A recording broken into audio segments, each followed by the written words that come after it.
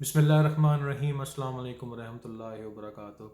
انسان دنیا کی ظاہری رنگینیوں میں کھو کر بہت سی غلطیوں کا ارتکاب کر بیٹھتا ہے، اور دین اسلام کی یہ خوبصورتی ہے کہ جب بھی انسان اپنے گناہ پر، اپنی غلطی پر شرمندہ ہوتا ہے تو توبہ کے دروازے، مغفرت کے دروازے، بخشش کے دروازے ہر وقت کھلے ہوتے ہیں۔ اس میں شرط صرف یہ ہوتی ہے کہ ایک انسان جس نے گناہ کیا، جس نے غلطی کی، جس نے نافرمانی کی، اور مسلمان ہونے کے بعد اللہ تعالیٰ کے احکامات پر عمل نہ کیا، چاہے وہ جان بوجھ کر، چاہے وہ ارادتاً، لیکن اسے اپنی غلطی کا احساس ہو جائے۔ اس غلطی کے احساس کے بعد وہ اس چیز کا ارادہ کرے کہ دوبارہ سے وہ ایسا کام نہیں کرے گا۔ اور نمبر 3 یہ کہ اللہ تعالیٰ سے اپنی بخشش کے لیے، اس گناہ کی معافی کے لیے دعائیں مانگتا رہے۔ اب یہ ایک خوبصورت پہلو ہے دین اسلام کی تعلیم کا، جس کو اسلام دشمن لوگ غلط نظر سے دیکھتے ہیں، اور اس کے خلاف اس کے بارے میں پھر اسلام کا نام بھی بدنام کرتے ہیں۔ اس کی مثال ایسے ہی ہے کہ جیسے اسلام میں پنشمنٹس ہیں اسلام کے اندر، جیسے اگر ارادتاً کسی کو قتل کرو تو اس کا قتل جو ہے وہ اس کی سزا ہوتی ہے۔ اگر کوئی چوری کرے تو اس کا ہاتھ کاٹ دیا جاتا ہے۔ اگر کوئی زنا کرے تو اس میں ڈپینڈ کرتا ہے کہ وہ شادی شدہ تھا یا نہیں، اور اس کو پھر سنسار کیا جاتا ہے۔ اب یہاں پر میں ایک بات کروں گا، سب سے پہلے تو یہ کہ یہ بات سننے والے آپ کون ہیں؟ آپ وہ ہیں جو مسلمان ہیں، آپ وہ ہیں جو مسلمان نہیں ہیں، آپ وہ ہیں جو اسلام کے بارے میں سوالات کے جواب چاہتے ہیں اپنے آپ کو مطمئن کرنے کے لیے، یا آپ کسی اور کو مطمئن کرنا چاہتے ہیں؟ میں بہرحال یہ بات ان لوگوں سے کہہ رہا ہوں کہ جو اس چیز پر آ کر کنفیوژن کا شکار ہو جاتے ہیں کہ اسلام میں بہت سخت پنشمنٹس ہیں۔ اب میں آپ کو ایک چھوٹا سا سینٹنس بتاتا ہوں، وہ یہ کہ اسلام میں گناہ کی سزا نہیں ہے۔ اسلام میں چلیں ایک مثال لے لیتے ہیں کہ اگر کوئی شخص زنا کرتا ہے، یا جیسے آج کل ہم جنس لوگ جو ہیں وہ زیادتی کرتے ہیں، وہ ظلم کرتے ہیں، یا وہ گناہ کا ارتکاب کرتے ہیں جن کو گیز بولتے ہیں، تو وہ تب تک پنشمنٹ حاصل نہیں کریں گے جب تک کہ وہ اسی گناہ پر مرتے نہیں ہیں۔ یعنی یہاں پہ 2 پوائنٹ ہیں سمجھنے کے لیے۔ اگر کوئی شخص یہ آپ سے کہتا ہے کہ اسلام میں اگر کوئی شخص گناہ کرتا ہے تو پھر اس کی معافی نہیں ہے اور اس کو سزا ملنی ہی ملنی ہے، تو یہ بات غلط ہے۔ یا ایسے کہہ لیں کہ اسلام میں زنا کی کوئی سزا نہیں ہے، جو سزا ہے وہ اسلامک لا میں ہے۔ اب اسلام اور اسلامک لا کا فرق بھی جان لیں۔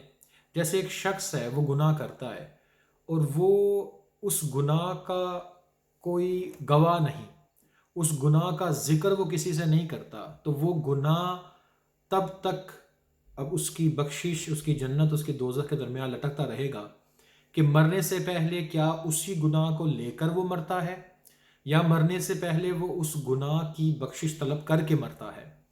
جب تک وہ معاملہ اس کے اور اللہ کے درمیان ہوگا، تب تک اس کے توبہ کے دروازے کھلے رہیں گے۔ بعض لوگ اکثر بھی یہ بولتے ہیں کہ جناب ہم تو گناہ گار لوگ ہیں، اور جی ہماری پہلی زندگی تو بڑی شرابوں میں گزری، شبابوں میں گزری، تو ایسے الفاظ بول کر ہم کسی کو اپنے گناہ کا گواہ بنا لیتے ہیں۔ اس کی ایک بڑی مشہور ایک واقعہ ہے کہ ایک عورت تھی جو کسی نبی کے پاس گئی، اور نبی سے اس نے پوچھا کہ اے اللہ کے نبی، تم خدا سے بات کرتے ہو، کلام کرتے ہو، ذرا معلوم کرو کہ میرا فیصلہ کیا ہوگا، میں جنت میں جاؤں گی یا دوزخ میں جاؤں گی؟ وہ نبی اللہ سے پوچھ کر واپس آئے تو انہوں نے کہا کہ تم تو جنتی ہو۔ تو اس عورت نے کہا یہ کیسے ہو سکتا ہے، میں نے تو فلاں غیر مرد کے ساتھ زنا کیا تھا۔ تو وہ نبی دوبارہ اللہ کے حضور حاضر ہوئے، اور جب اس عورت کا ذکر کیا تو اللہ نے فرمایا کہ اب وہ عورت جہنمی ہے، کیونکہ پہلے وہ معاملہ اس عورت کے اور اللہ کے درمیان تھا۔ اگر وہ معافی طلب کر لیتی تو اس کے گناہوں کی بخشش ہو جاتی، لیکن اب اس نے تمہیں اس چیز کا گواہ بنا لیا۔ ہر وہ شخص جو اس گناہ کے بارے میں جانتا ہوگا، اس کو بھی اسے معاف کرنا پڑے گا۔ یہ کوئی مشکل چیزیں نہیں ہیں، یہ اسلام میں کوئی ایسی چیز نہیں ہے، یہ بس بلکہ یہ آسانی ہے کہ ایک شخص نے گناہ کر لیا. جیسے گیز کے بارے میں لوگ کہتے ہیں کہ ایک شخص گے پیدا ہوا، اس میں اس کا کیا قصور ہے.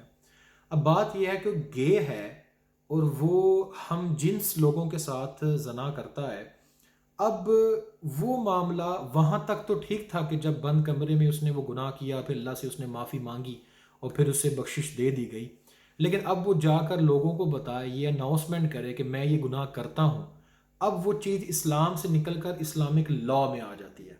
جیسے دو شخص گناہ کرتے ہیں اور وہ دونوں شخص آپس میں توبہ کریں، اللہ تعالیٰ کے حضور توبہ کریں، ان کے گناہ بخش دیے جائیں گے. لیکن جب وہ اس گناہ کا کسی کو گواہ بنا لیں گے تو پھر انہیں اس کی سزا ملے گی. تو یہ کہنا کہ اسلام گناہ گاروں سے نفرت کرتا ہے، گناہ گاروں کو سزا دیتا ہے، نہیں، اسلام نہیں دیتا. اسلام معافی کے دروازے کھول کے رکھتا ہے. جو سزا ملتی ہے وہ اسلامک لا کے تھرو ملتی ہے کہ جب وہ چیز اوپن ہو جاتی ہے.